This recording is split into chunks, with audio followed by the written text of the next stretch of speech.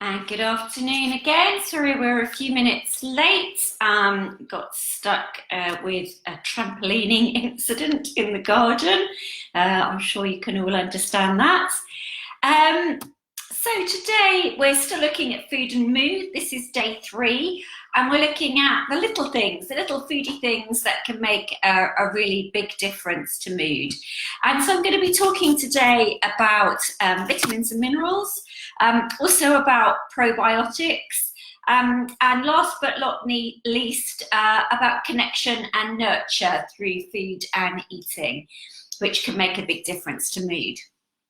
So first of all, if we start with vitamins and minerals, there are a number of minerals that do make a big difference to mood because they're very, very important for the release of energy from our food and for maintaining really steady blood glucose levels.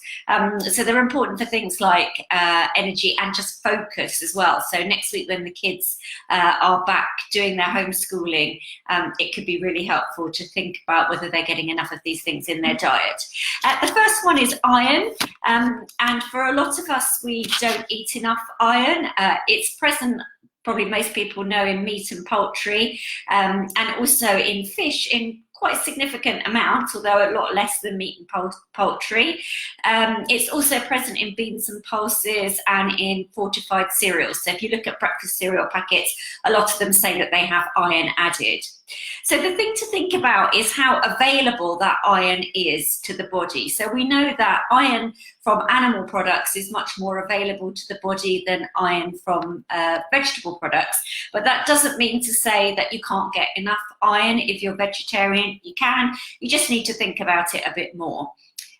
So if you are getting most of your iron from non-meat sources, then try to think about absorption. So think about having your meal that contains the iron with some vitamin C containing food. So something like just fruit juice to have alongside the meal, or just including loads of high vitamin C veggies and fruits in the meal is another way to do it. So things like peppers and obviously oranges, citrus fruits, those kind of things you could have as a pudding. Really just any fruit and vegetable will make some difference. Remember as well that fortified cereals, although it might say that quite a significant amount of iron has been added to the product, we're not really clear sometimes about the availability of that iron to the body. If the product also contains quite a lot of fibre, then that can reduce the availability of the iron. But it doesn't mean to say that there isn't any benefit. There definitely is. So it's a good thing to include, but don't rely on that as your only source. And also do remember that you can take iron in a multivitamin, multi-mineral supplement. If the kids are not a fan of doing that, I found that actually crushing them up and putting them in a smoothie is quite a good thing to do. I can't really notice the taste, so because the taste of the fruits and the veg in the smoothie is so strong that you don't really notice the iron is there. So that's one way that you can get some iron in if you find you do need to use a supplement. The next one is zinc, and that's important because I always say that if you're supplementing with iron, then you should really be careful to make sure you're also getting enough zinc and copper because they all work from the same absorption sites in the body. And so you don't want to overload those absorption sites with one of those things because it will make it hard for the body to get enough of the others. But zinc is really important for the release of energy from carbohydrate foods. You get zinc in seafood, meat, eggs, milk, or other dairy products. Things like pumpkin seeds are quite good as well. Tofu, legumes. So that's things like dried beans, peas, lentils. So a really wide variety of different foods and something there for everyone, whether you're a pescatarian, a meat eater, or a vegetarian. There's loads of different sources of zinc available. So zinc deficiency isn't particularly common in this country. So you should be getting enough from a balanced diet, but those are the sorts of things you need to think about. If you're kind of on a bit of a rubbishy food lockdown diet and you started snacking too much, then it may be that you're not getting enough, but you won't show signs of deficiency for quite some time. But you should still be making sure that you get enough in order to get the energy out of your food and to boost your mood. The next mineral that's important is magnesium. That's again very important for a daily supply of glucose to the body. You get magnesium from things like legumes again, dried beans, peas and lentils, nuts, seeds, and also fish. So again, in the average balanced diet, you get plenty of good sources. But if you're someone who's been eating a bit of a junk foody diet, then your intake may have been low. It's really interesting if you look at the research, because it shows that all three of those levels can be low in some children with ADHD. But it's important to remember that that science didn't show that increasing the levels would improve the behaviour of children with ADHD. It just showed that in some children with ADHD, levels of these things are low. And that could be because children with ADHD tend to have a lot of snack attacks and eat a lot of rubbishy food and don't end up having a balanced diet. Or it could be something to do with the ADHD itself. We just don't really know. And I always say to my families, if their children have ADHD, and both of my children have ADHD, so I know a bit about this from personal experience, that the most important thing is to focus on trying to get them to have as balanced and as varied a diet as you possibly can first, before you think about using supplements. But I do provide advice to them about how to supplement safely if they find that they need to do that. For example, if their child is particularly fatty, because a lot of children with ADHD and other neurodevelopmental conditions can be really, really fatty eaters, but that's probably a lie for another day. And the final mineral that I want to talk about is selenium. Selenium is a really tricky one because it's so hard to know what the levels of selenium are in the foods that we eat, because it varies depending on where the plants have been grown and the selenium levels in the soil. And if the animal has eaten plants, then that will affect the levels of selenium in their flesh as well. So whilst it's true to say that Brazil nuts, meat, fish, seeds and wholemeal bread are all good sources, the actual amounts are going to vary quite a bit depending on the selenium levels in the soil, where the plants were growing, or where the plants that the animal was feeding on were growing. But selenium deficiency in this country is rare. I've never known a case of it, so it's not something you need to be particularly bothered about. So just try to include those foods and have a really balanced and varied diet. Selenium is associated with sort of positivity and hopefulness, so that's kind of a good thing for us to have in our lives at this moment while we're all stuck in lockdown. B vitamins I've already spoken about in a couple of my other lives. They're very important for energy release and positive mental function. Again, you get B vitamins from just a normal balanced diet. Whole grains, beans and lentils are particularly good sources. Again, the cereal companies will tend to add them to cereal products. They'll be fortified with B vitamins. And again, we're not really sure about the bioavailability, but you will get some if it's been added to the cereal, so that's worth a go as a source of those nutrients as well. So the basic thing is that you shouldn't need to take a supplement at all. You should just be focusing on trying to include those foods in your diet, but that they're all really key for the release of energy from our food. And yesterday we were talking about brain fog, and the main reason why we get brain fog is because we don't have a slow, steady release of energy into our bloodstream. And so, as well as making sure that you're having a high fiber diet and plenty of protein and eating regularly, making sure that you have a good balanced diet with all of these vitamins and minerals is very important as well for that.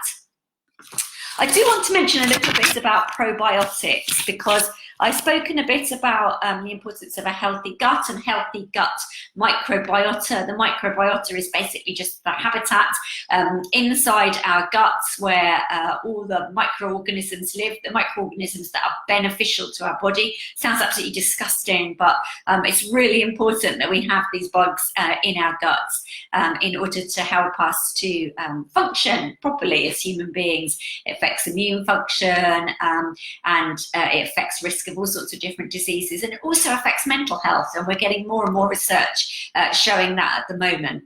Now, there are a few very specific probiotics where enough research has been done to be able to say that these specific probiotics have a beneficial effect for mood and anxiety. And what I'm going to do is I'm going to put the names of those specific probiotics up onto my page later on today. So it's no good just going along to the supermarket and buying any old live yogurt because we don't know if that live yogurt actually has any of the live bacteria in it, and we don't know for sure if the live bacteria in there are the ones that it says on the packet.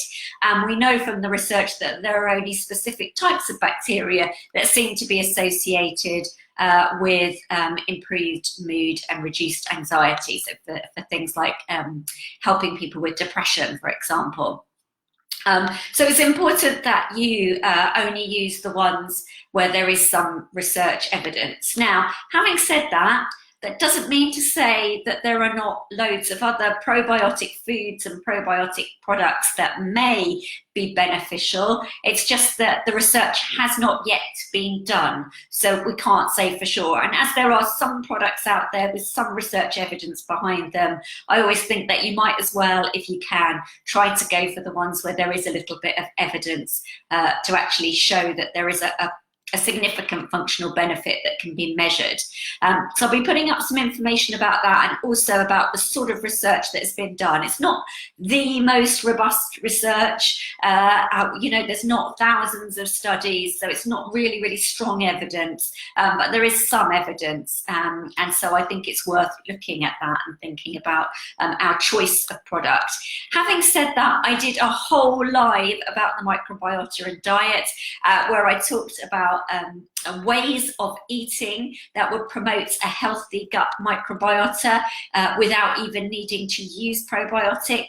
So do scroll down the page and take a look at that. I might pin it back up to the top of the page so that you can have a look at that later as well.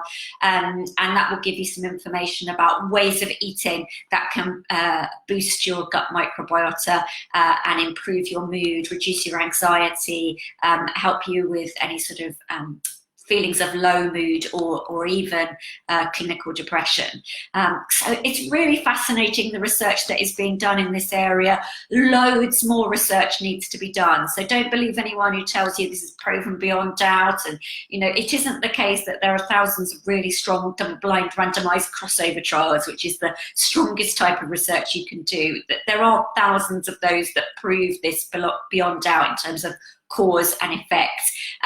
But we, as scientists, what we do is we think about the effect these things have, and what we know about how they work functionally, and then we make a hypothesis, a guess, really, about what the benefits might be, and when we then test that guess, and that's what research is. So there is some research testing these guesses, which has yielded some interesting information, and we're really trying to put more and more efforts into looking at this area because it's a very hopeful area of research in relation to nutrition and health. And the final thing I want to mention is nurture. Now, a lot of people ask me about the hormone oxytocin. So oxytocin is often talked about as the love hormone. It is produced, it's very important for connection. It's produced when women breastfeed their babies. It is produced also when we have sex, so that's why it's been called the love hormone. But it's also really important for trust. And there is some interesting research that is being done looking at levels of oxytocin and trust and connection between human beings in different settings. So there's some research that's been done in the workplace, there's some research that's been done in families. And although a lot of people get really excited about specific foods, maybe being good sources of oxytocin or maybe triggering the release of oxytocin inside the body, it's a hormone that we produce.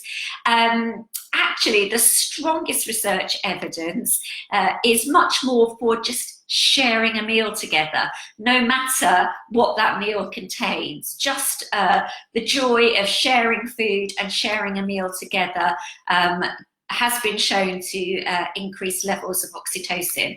And again, an interesting thing with the research is it's not necessarily about the exact level that is beneficial, it's more about the change in levels. So for people who have very, very little oxytocin, so often children who come from a background of trauma and neglect have really low levels, people who've been imprisoned or been held hostage, that kind of really hideous situation, they often have very low levels, but their levels can be boosted quite a lot just by that experience of nurture and sharing a meal. And for all of us, our levels can be boosted to some extent by that experience of sharing.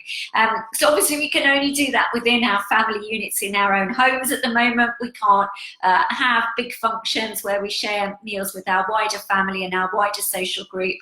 But you can maybe have a go at doing that over Zoom. I know a lot of people who've done virtual meals over Zoom, and it may be that even that boosts oxytocin levels, and I'm sure that there's somebody trying to find some way to research that at the moment. It'll be really interesting to see the results.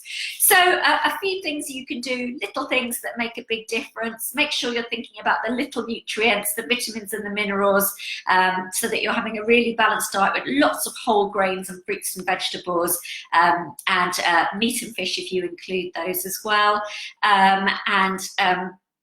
Do also make sure that you're thinking about your gut and keeping your gut really healthy, your gut microbiota healthy, and think about how you can trigger nurture through sharing meals and boost up your oxytocin levels. Hope that's been interesting for you today. Tomorrow we have our final live of this week where I'll be looking at taming tantrums. So how can we use food and think about food in relation to behaviour in our children? And I hope to be able to answer more of your questions tomorrow. Okay, thank you. Bye.